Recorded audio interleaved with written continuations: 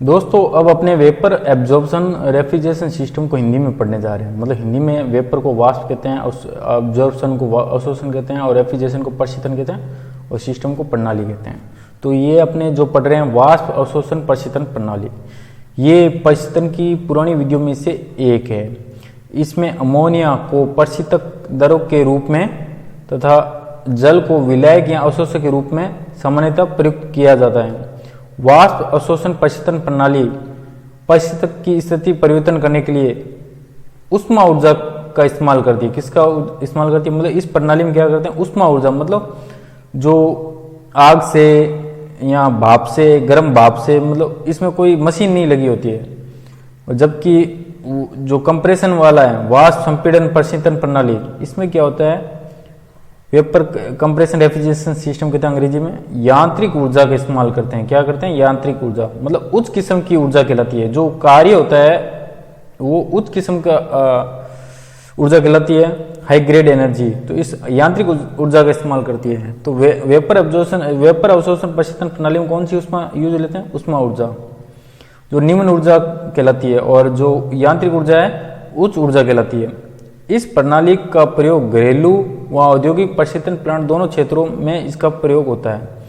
अब इसमें अमोनिया, अपने घरों में अमोनिया गैस, फ्रीजर देखा होगा, रेफ्रिजरेटर देखा होगा, उसमें अमोनिया गैस नहीं होता, क्योंकि अमोनिया गैस क्या होती है, एक्चुअली जहरीली गैस होती है। दूसरी ये, अगर अपने घरों में जो गैस यूज लेते हैं फ्रीजर में, वो क्लोरोफ्लोरोकार्बन होते हैं। तो वहाँ क्लोरोफ्लोरोकार्बन की जगह अपने ये गैस यूज लें तो पीछे के तांबे के पाइप लगे होते हैं, वो उसमें जंग लगा देंगे अमोनिया, और जहरीली गैस होती है, इसलिए कहीं गलती से लीक हो जाए तो आदमी खत्म है। तो क्लोरोफ्लोरोकार्बन जो गैस है वो जहरीली नहीं होती और आग भी नहीं लगती, इसमें आग लगने के भी चांस रहते हैं।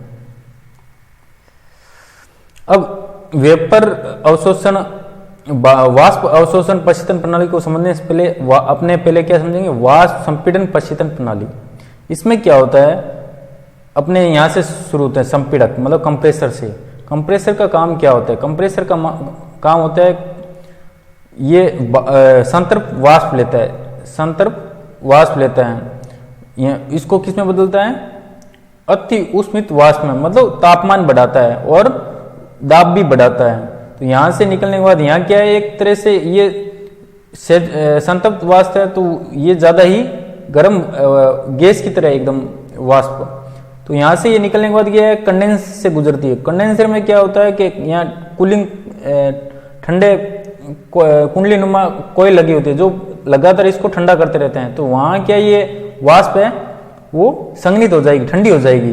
तो वाष्प ठंडी होने के बाद ये क्या, द्रव में बदल जाएगी, इसको बोलते हैं संतृप्त द्रव। और यहाँ से निकलने के बाद प्रेशर तो, दाब तो उतना ही रहेगा, ये एक्सपेंशन वाल्व से गुजरती है। तो यहाँ क्या है, थ्रोटलिंग क्रिया होती है, थ्रोटलिंग क्रिया, उपरोध प्रक्रिया होती है। उपरोध जिसका काम होता है दाब को कम करना, दाब को कम करना, और जो एंथैल्पी है वो समान रहती है। तो इसको प्रसरण वाल्व भी कहते हैं। तो ये क्या करता है, दाब को कम कर देता है और ठंडा कर देता है, और जो द्रव है और ठंडा हो जाता है। तो इसको कहते हैं सैचुरेटेड, संतृप्त द्रव तथा वाष्प। अब ये क्या होता है, एक तरह से ये भी द्रव ही है। द्रव जब ठंडा द्रव वाष्पक से गुजरेगा, तो वाष्पक से क्या होता है कि यहाँ से, वाष्पक का मतलब है जो अपने घर में फ्रीजर है वो इवेपोरेटर या वाष्पक कहलाता है। तो यहाँ कोई भी गर्म पानी यहाँ रखा हुआ है तो उससे क्या, ये गर्मी लेगा, और खुद ये जो द्रव है वो गर्मी लेके वापस किस में बदल जाएगा, वाष्प में। तो इस तरह की क्रिया चलती रहती है रेफ्रिजरेटर की। पर अब क्या किया है, वाष्प अवशोषण प्रशीतन प्रणाली में क्या किया, इसने क्या किया, कंप्रेसर को हटा दी, कंप्रेसर को ही हटा दिया, ताकि कि आवाज नहीं हो और उच्च ऊर्जा नहीं देनी पड़े। निम्न ऊर्जा पर अपने जरूरत पड़े तो ऐसी जगह जहां बिजली नहीं पहुंच रही हो तो अपने आग से अपने यूज करते हुए सिस्टम को चला सकते हैं। तो इसके लिए क्या करते हैं, उच्च ऊर्जा, निम्न ऊर्जा इस्तेमाल करने के लिए अपने इसको कंप्रेसर को हटा के, संपीड़क को हटा के अपने क्या लगाएंगे, ये लगाएंगे, क्या क्या लगाएंगे, यहां से लेके यहां तक ये पूरा सिस्टम लगाएंगे। ये इसको अपने ये कह सकते हैं सरल वाष्प अवशोषण प्रणाली। तो ये सिस्टम लगाएंगे जिसमें क्या होगा, जनित्र, इसको जनरेटर को जनित्र कहते हैं और एब्जॉर्बर को अपने अवशोषक कहते हैं। क्या कहते हैं? अवशोषक। अवशोषक। और यहां पंप लगा हुआ है, तो स्ट्रॉन्ग सॉल्यूशन को अपने क्या बोलेंगे? प्रबल या सांद्र विलयन। तो अपने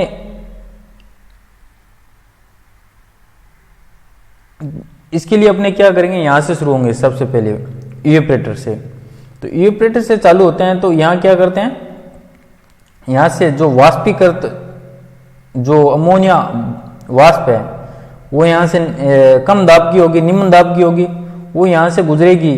तो एब्जॉर्बर के अंदर क्या होता है? पानी होता है, मतलब जो विलायक पानी है, अपने ये मान के चल रहे हैं ना पानी, तो वो क्या करता है, इस अमोनिया वाष्प को अवशोषित कर लेता है। अवशोषित करने के बाद अब जल का तापमान बढ़ जाएगा, और जल की शर्त है कि तापमान बढ़े नहीं, क्योंकि तापमान बढ़ गया तो ये वापस उत्सर्जित कर देगा। तो इसके लिए लगातार अपने क्या, ठंडा पानी अलग से कोयल लगा के, कुंडली नुमा कोयल लगा के ठंडा, इसको ठंडा करते रहते हैं, ताकि ज्यादा से ज्यादा कम तापमान पर ये ज्यादा से ज्यादा अवशोषित करता है पानी अमोनिया को। तो ये भाप है, जल के साथ मिलकर एक घोल बना लेगा, एक विलयन बना लेगा, जिसमें क्या होगा, अमोनिया की मात्रा ज्यादा होगी। स्ट्रॉन्ग का मतलब क्या होता है? जिसमें अमोनिया की मात्रा ज्यादा होगी, प्रबल विलयन कहते हैं इसको अमोनिया का। तो पंप के माध्यम से अपने क्या, जनित्र भेजेंगे। जनित्र में क्या होता है, हीटिंग कॉइल लगी होती है, हीटिंग कॉइल भी हो सकती है, अपने सौर ऊर्जा से भी चला सकते हैं, और अपने जैसे कोयले से भी हीट कर सकते हैं, कोई भी हो, मतलब गर्म भाप या ज्वालक यूज करते हुए यहाँ यूज करेंगे। तो यहाँ जो स्ट्रॉन्ग सॉल्यूशन है वो यहाँ से गर्म होने के बाद यहाँ भाप, जो अमोनिया की भाप है जो घुली हुई थी पानी के अंदर, वो यहाँ से मुक्त हो जाएगी। और क्योंकि अपने पंप से इसको ऊपर पहुंचा, मतलब दाब बढ़ाया है, तो इसलिए इसका दाब भी हाई होगा, उच्च होगा। तो यहाँ अमोनिया जो भी वाष्प बनेगी वो उच्च दाब की वाष्प होगी, वो क्या है, कंडेंसर से गुजरेगी। और जो यहाँ पानी होगा, पानी बचेगा थोड़ा बहुत, अमोनिया घुली हुई रहेगी, तो इसको कहते हैं वीक सॉल्यूशन। क्या बोलते हैं? वीक सॉल्यूशन अमोनिया का, दुर्बल विलयन। वो प्रेशर रिड्यूसिंग वाल्व के माध्यम से वापस अवशोषक में आ जाएगा। प्रेशर रिड्यूसिंग वाल्व मतलब दाब करने वाला वाल्व होता है, ये क्या है, उस दाब को निम्न दाब में बदलता है। तो ये वाल्व लगा हुआ है, तो ये जो दुर्बल विलयन को क्या, प्रबल इसमें अवशोषक में भेज देता है निम्न दाब पर। तो इस तरह अब अपने आते हैं कंडेंसर में। कंडेंसर में क्या होता है, ये या संघनित कर देता है जो अमोनिया वेपर है, जो भाप के रूप में है, मतलब गैस रूप में, वाष्प के रूप में है, तो इसको संघनित करके उसको क्या, किस में बदल देगा, लिक्विड में, मतलब तरल रूप में बदल देगा, द्रव अमोनिया बना देगा। और यहाँ लगातार ठंडा पानी चलता रहेगा, ताकि क्या है, इसको, इस भाप को या वाष्प को ठंडा करे। फिर यहाँ से रिसीवर के माध्यम से होते हुए ये वापस क्या है, एक्सपेंशन वाल्व में जाएगा। इसको बोलते हैं प्रसरण वाल्व। क्या होता है? प्रसरण वाल्व। प्रसरण वाल्व से होते हुए वापस वाष्पक में आता है। तो इस तरह ये साइकिल चलती रहती है इसमें। अब इसमें मैंने हिंदी भी लिख दी है, तो अपने हिंदी में बात करते हैं। इस प्रणाली में कंप्रेसर को एक अवशोषक, एक पंप, एक जनरेटर और एक कम दाब करने वाले प्रेशर रिड्यूसिंग वाल्व द्वारा बदला जाता है। ये मैंने बताया था चित्र में। फिर वाष्पीकरण से प्राप्त मतलब जो वाष्पक से जो वाष्पीकरण हुआ, वाष्प रेफ्रिजरेंट, मतलब ये एक सामान्य विधि, मतलब कोई भी वेपर एब्जॉर्प्शन के लिए ऐसे नहीं है यहाँ अमोनिया हो रहे। वाष्प रेफ्रिजरेंट को एक अवशोषक में खींचा जाता है, जहां रेफ्रिजरेंट को दुर्बल विलयन द्वारा अवशोषित किया जाता है। परिणाम स्वरूप रेफ्रिजरेंट का प्रबल विलयन का निर्माण होता है। ये प्रबल विलयन जनरेटर को पंप किया जाता है, जहां इससे कुछ भारी स्रोतों जैसे सौर ऊर्जा, कोयला, केरोसिन, भाप नलिका या ज्वालक द्वारा गर्म किया जाता है। हीटिंग का मतलब गर्म ऊष्मा देने के दौरान प्रबल विलयन में अवशोषित रेफ्रिजरेंट मतलब अमोनिया हो सकता है, वाष्प के रूप में मुक्त होकर कहाँ जाता है, कंडेंसर में प्रवेश करता है, जहां एक संघनित होता है। इसके बाद तरल प्रशीतक मतलब द्रव प्रशीतक वाष्प में प्रवाहित होता है, वाष्पक में प्रवाहित होता है। इस तरह चक्र का पूरा निर्माण होता है। अब अपने इसको हिंदी में सिंपल आपको पूछ ले, सिंपल वेपर एब्जॉर्प्शन सिस्टम को समझाओ, मतलब सरल वाष्प अवशोषण प्रणाली को समझाओ। तो इसमें आपने लिख देंगे, इसमें वाष्प संपीड़न प्रणाली के कंप्रेसर को बदलने के लिए एक अवशोषक, एक पंप, एक जनरेटर और एक दबाव को कम करने वाले वाल्व होते हैं। सिस्टम के अन्य घटक कौन कौन से होते हैं? कंडेंसर मतलब संघनित्र, रिसीवर, प्रसरण वाल्व और वाष्पक वाष्प संपीड़न प्रणाली के समान ही होते हैं।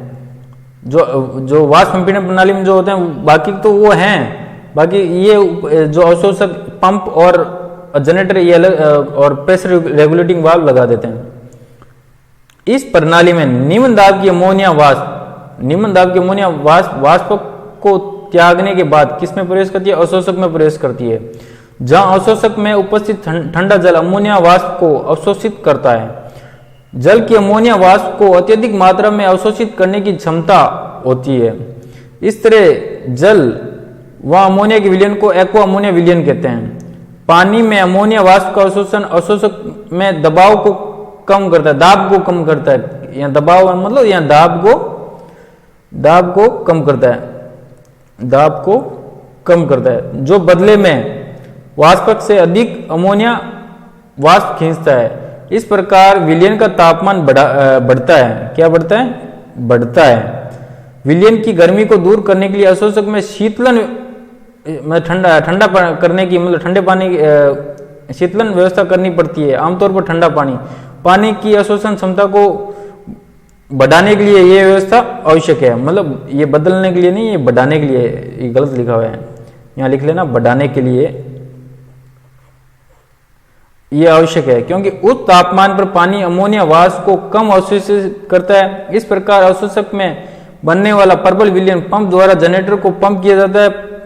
पंप 10 बार तक विलयन के दाब को बढ़ाता है। जनरेटर में अमोनिया का प्रबल विलयन किसी बाहरी स्रोत जैसे गैस या भाप द्वारा गर्म किया जाता है।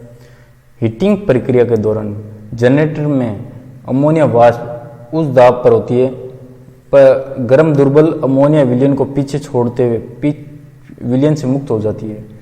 मतलब जनरेटर में अमोनिया वाष्प होती है वो उस दाब पर होती है विलयन के अंदर, और जब वो मुक्त हो जाती है विलयन से हीट की गर्मी की वजह से, तो वहाँ क्या जनरेटर के अंदर क्या रहता है? गर्म दुर्बल अमोनिया विलयन।